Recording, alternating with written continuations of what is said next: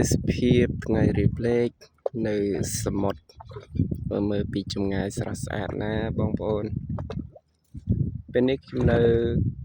កោះនេះកោះត្រេះនៅខាងក្រៅឆ្នេរអូត្រេះ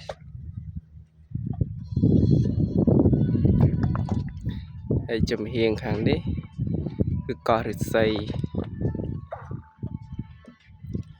បាទអញ្ចឹងមើលមកសមុទ្រគឺវាស្អាត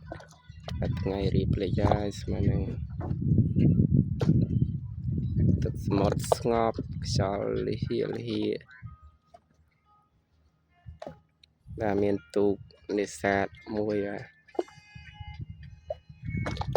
នេសាទ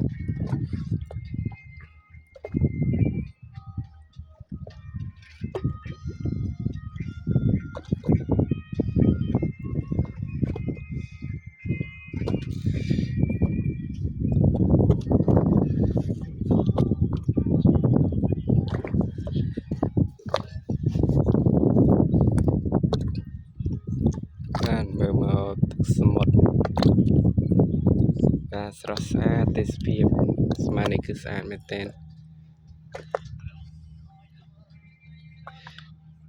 នៅឯសមុទ្រនេះគឺស្អាតប្លែក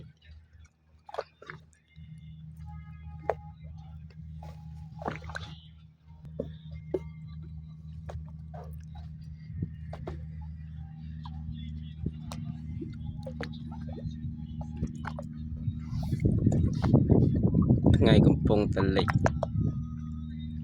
បាទកំពុងតែលិចជាបន្តស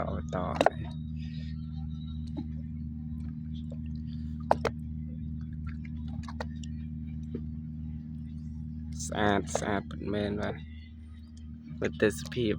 នៅឯសមុទ្រ